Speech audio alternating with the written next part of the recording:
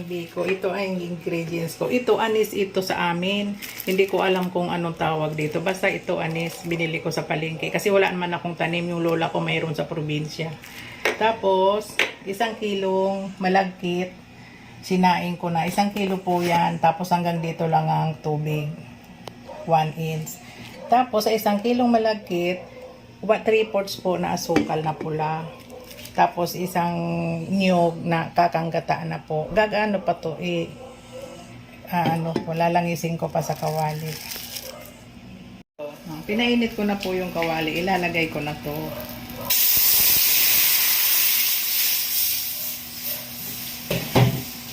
Kasi lalangisin ko po. Hindi ako humihinto sa paghalo nito from time to time. Kasi hindi pwede itong masunog sa ilalim.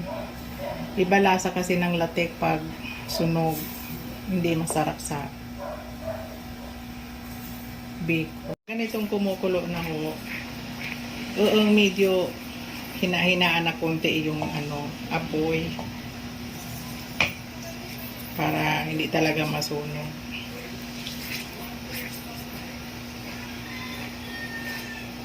Dito sa Maynila nga, mas easy pag hinaan ng apoy. Kasi sa amin sa probinsya, pag nakaano na yung kahoy, hindi mo alam paano mo babawasan. Sasabihin ng lola ko, bawasan mo na ng hindi mo alam paano mo hihinaan. Babawasan mo na lang ng kahoy.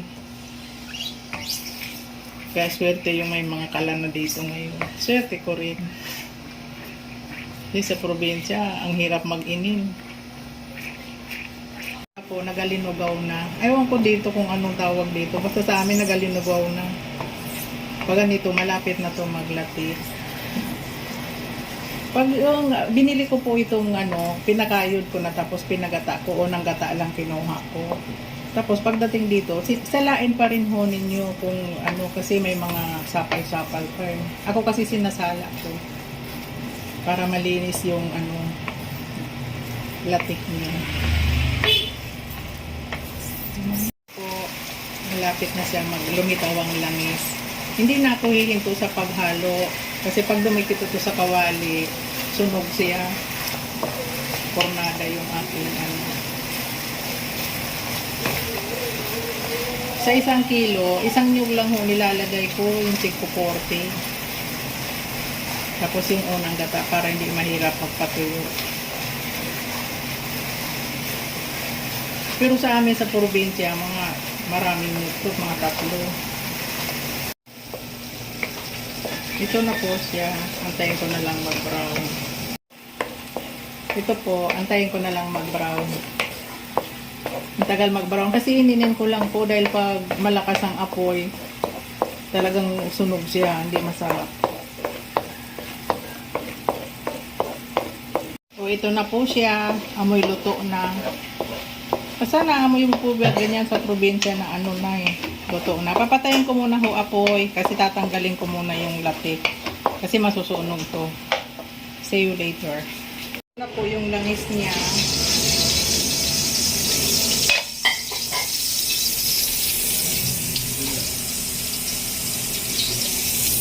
Ilalagay ko na po itong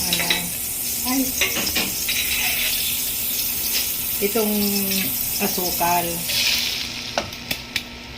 Ganito ho, pero mahina lang apoy mahina lang po. Kasi mahina na lang apoy pag ganito na nalulutuin na.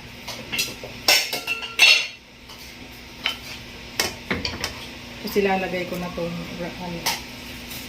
malagkit na kanin. Ay malagkit na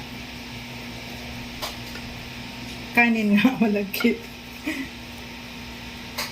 Ini na lang po yan pakita mo apoy.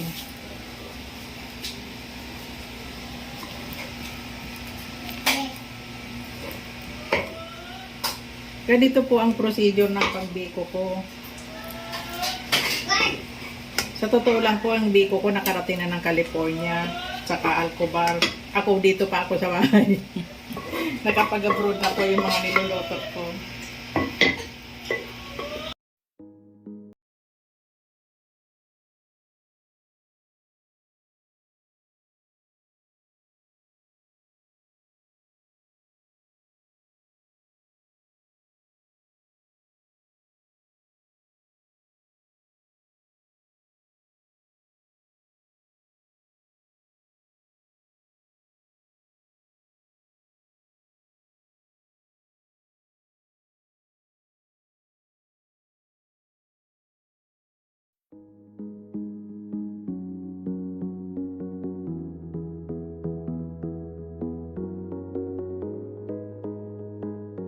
Ito na po siya, malapot na siya. Pero mamaya pa rin ito.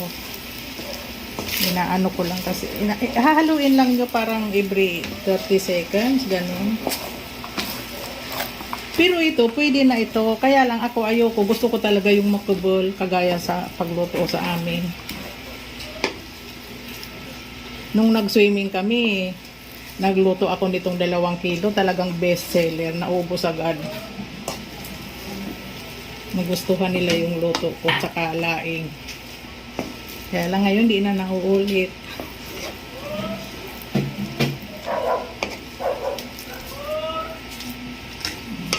Pwede na ho itong hanguin pero ako ayoko pa. Gusto ko yung hindi ko na kayang buhatin sa kawali na makubol masyado. Sa amin ang nilalagay nito yung ewan ko kalama, yung nasa bao, yung ano ng tubo, asukal, ganun ang nilalagay nila nito. Igaganito ko na po yung dahon para hindi siya mapunit pag ano, ilalagay na doon. Sasapin.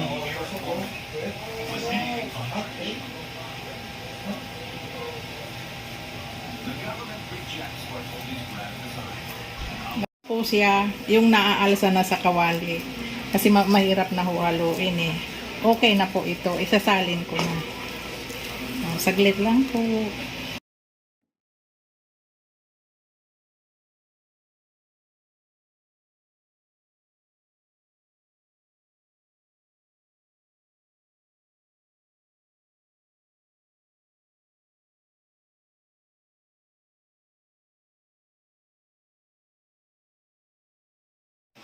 Order po ito kasi anong birthday ng anak kong panganay. Tsaka nung papa niya.